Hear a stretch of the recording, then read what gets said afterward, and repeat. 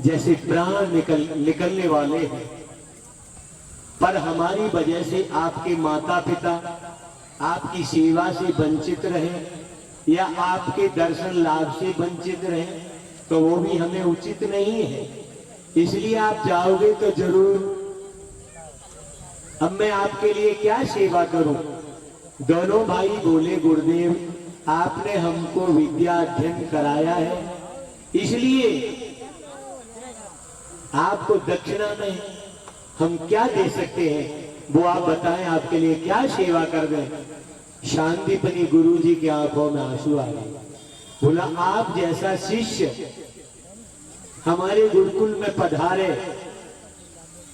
और हमारे जैसे उसे शिक्षा अध्ययन कराएं तो सद्भाग्य हमारा, परम सद्भाग्य हमारा। आपकी इस संस्कारित आदर्शता के कारण आपसे मेरा मन भर गया। सबसे बड़ी यही दीक्षा है कि जिन विद्याओं को मैंने तुम्हें अध्ययन कराया है उनका दुरुपयोग मत करना। जब तक तुम्हारी जीवन श्वास रहे तब तक उसका सदुपयोग करना। भगवान दोनों भाई बलराम कृष्ण बोले, गुरुदेव कुछ तो आपको मांगना पड़ेगा, क्योंकि विद्या फलीभूत ही तब होती है जब गुरु को कुछ ना कुछ दिया जाए। तो शांतिपुनी गुरु जी ने कहा, बोला आप गुरु माता जी के पास जाइए, हो सकता है उनकी कुछ इच्छा हो तो आपको कुछ कहें। मैं तो इसी में कुशल हूं। अब जब माता जी के पास दोनों भाई गए, चरण वंदन किया और कहा, माता अब हम गुरुकुल छोड़ के जा रहे हैं, भूल के लिए क्षमा चाहेंगे आपसे, कभी कोई हमसे भूल हुई हो। आपने हमारी बहुत सेवा की, गुरुजी ने भी हमको बहुत अच्छा पढ़ाया। अब हम जाना चाहते, हमें आज्ञा दें और दीक्षा में हमें आदेश दें आपकी क्या सेवा करें। माता ने कहा, बेटा अगर कोई देने लायक होता तो मैं कुछ मांग भी लेती, अब तुमसे क्या मांग लूं?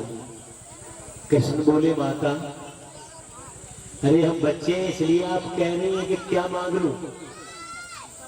आपको जो चाहिए वह मांगिए।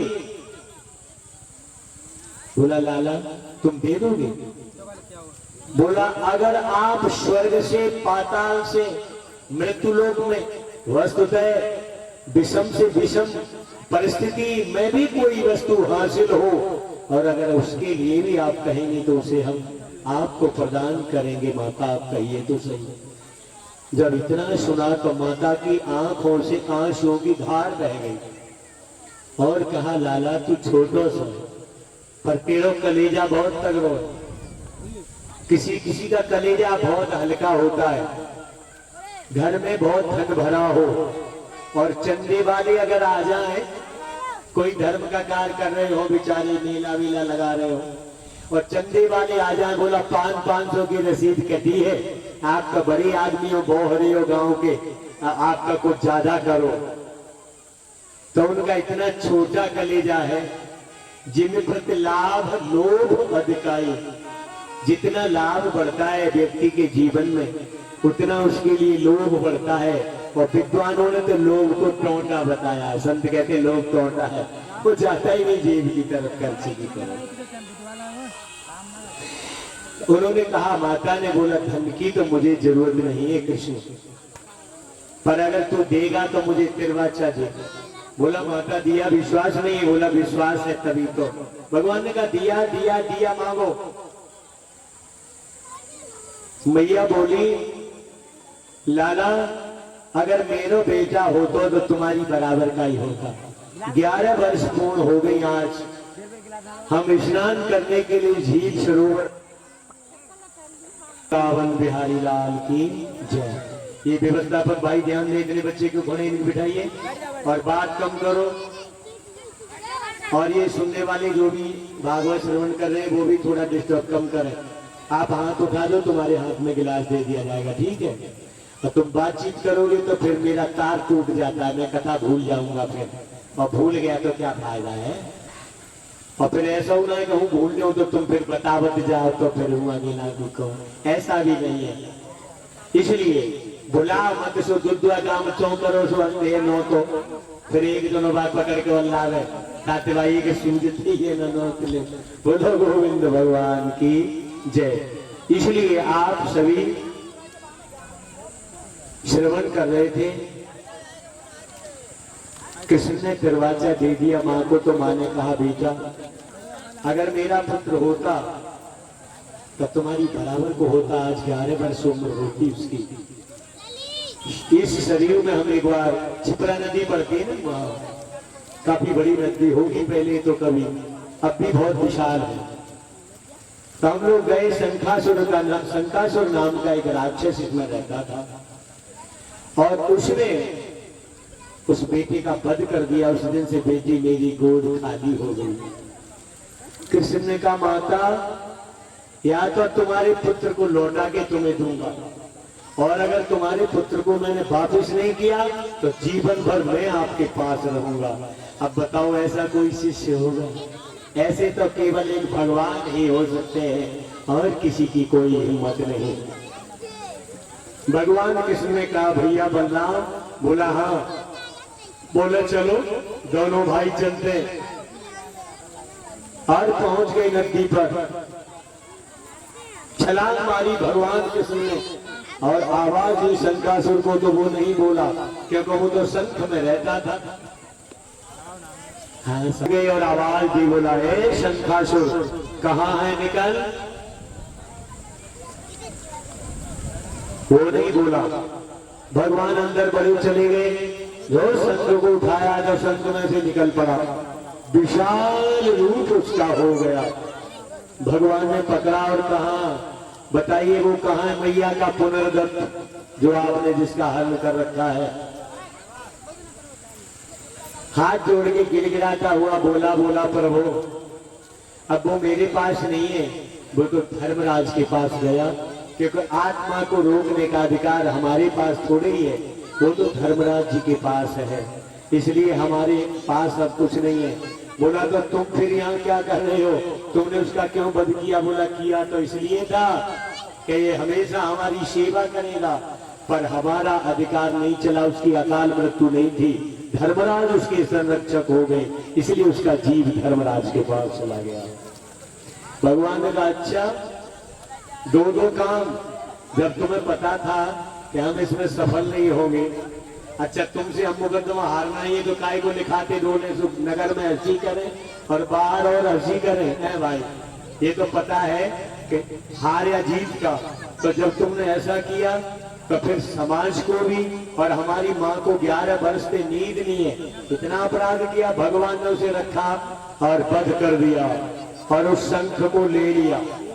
धर्मराज के लिए जो शंख फूका, पंचजन्य शंख है, यही पांडवों के यज्ञ में बजा, यही महाभारत के युद्ध में बजा, ऐसा शंख है पंचजन्य। अब तो भगवान की विशेष कृपा है साहब।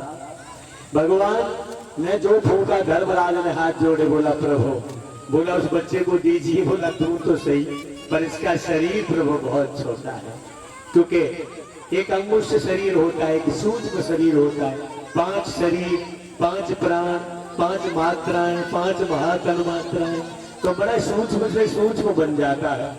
धर्मराज ने कहा अंगुष्ठ शरीर में तो आपको हम प्रदान कर सकते हैं इस बच्चे को। किसमें? अंगुष्ठ शरीर में, क्योंकि त्रिकाल के जो ऋषिगण होते हैं वो भी अपने शरीर को चेंज कर लेते हैं, छोटा भी कर सकते हैं। शुक्राचार्य आदि जैसे सागर की टोटी में अंगुष्ठ शरीर लेके चले गए, और धर्मराज को भी अधिकार है।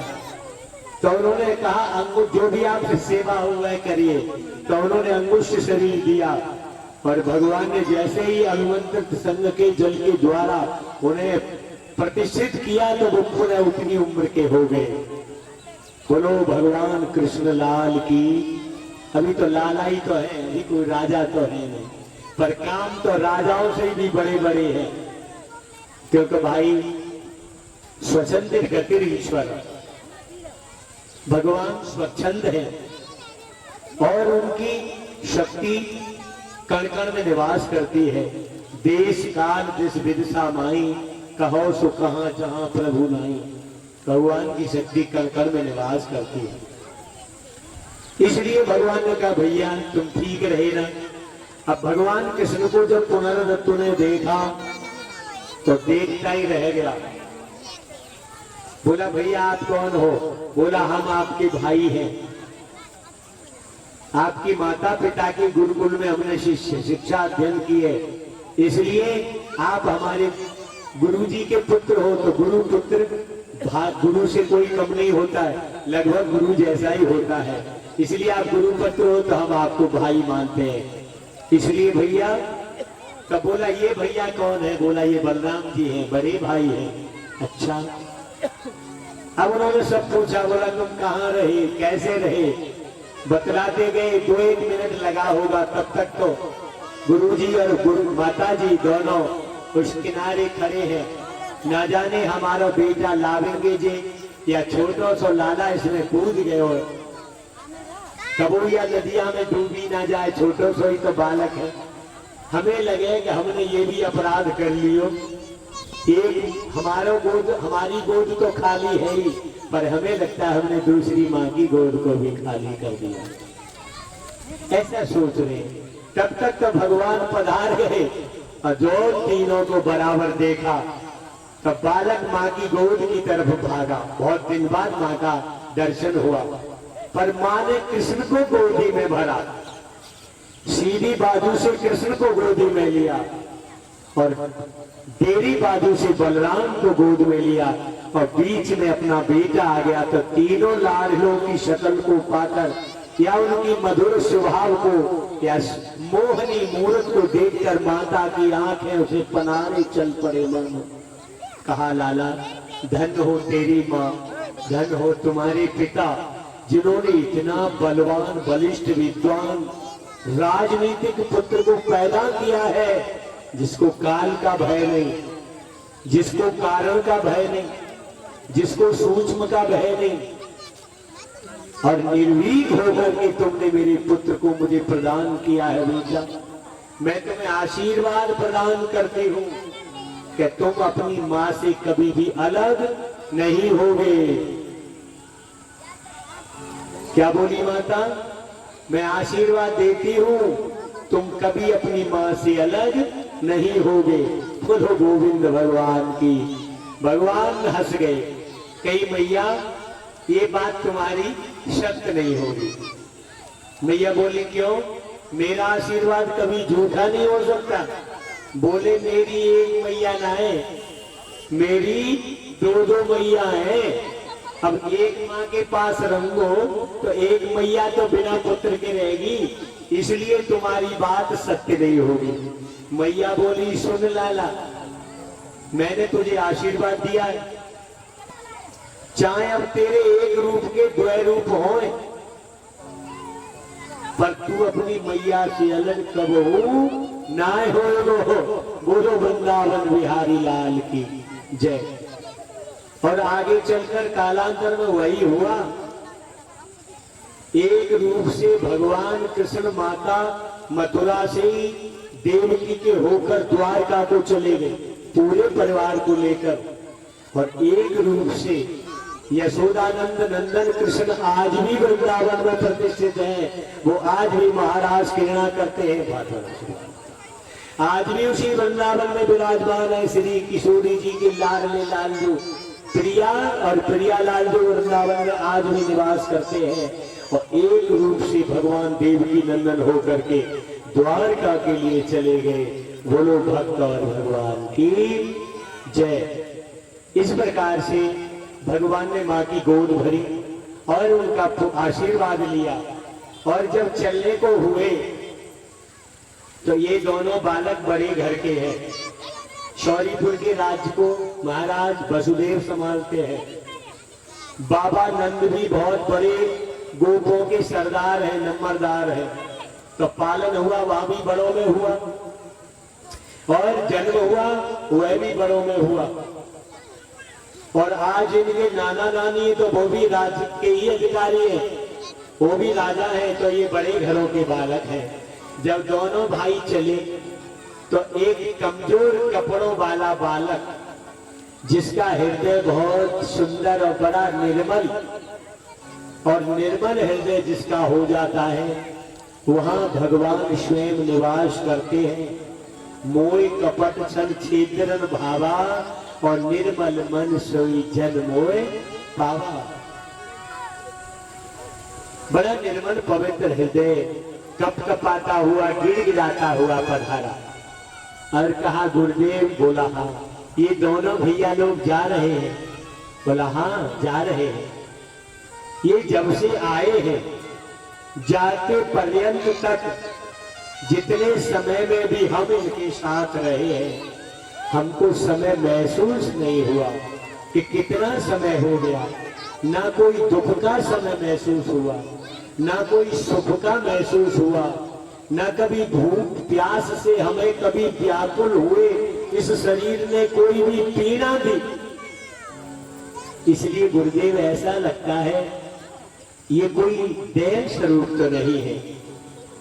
इनकी झांकी को देखो तो देखते ही रह जाओ। इनकी इस मनोहारी छवि को जिसने एक बार देख लिया है उससे हटती नहीं है। इसलिए गुरुदेव हमें लगता है बोलो ये भी जरूरी है। पैसे के बगैर कुछ होता नहीं है साहब। बोलो जरूर। राधे। कुछ भक्तों का आज का दान आया हुआ है 250 रुपए भगवान सिंह यादव ग्राम जगत की ओर से, 20 रुपए बाबूराम आर्य ग्राम जगत की ओर से, 50 रुपए का दान महेंद्र यादव ग्राम जगत की ओर से, 100 रुपए का दान फूल सिंह प्रजापति ग्राम जगत की ओर से, 21 रुपए का दान छत्रपाल यादव जी ग्राम जगत की ओर से, 50 रुपए का दान नक्षत्रपाल यादव दुंदी नगला की तरफ से, और 500 रुपए का दान श्री राजेश यादव ग्राम जगत की ओर से। ये समस्त भक्तजन श्रीमद् भागवत कथा बहुत अच्छे बोले महाराज। अमृत वर्षा में गोपाल कन्हैया गोपाल कृष्ण भगवान के पावन चरणों में एक निवेदन करूंगा आपसे, जितना भी दान आया उसे एक बार बोल दो। कॉपी दे दो। पूरा दान जो भी है इसमें उसको बोल दो। थोड़ा समय लगता है पर बोल दीजिए। किसी को लगे क्या दान आया है, कहीं कहीं 20 रुपए भी दान आते हैं भाई। हमें तो ऐसा लगता है जैसे कहीं शो की जगह है। धर्म तो वही होता है जो गुप्त में होता है, कितना भी हो। अब आप बोल दीजिए जितना भी कितना दान आया है, थोड़ा जितना भी बोल दीजिए।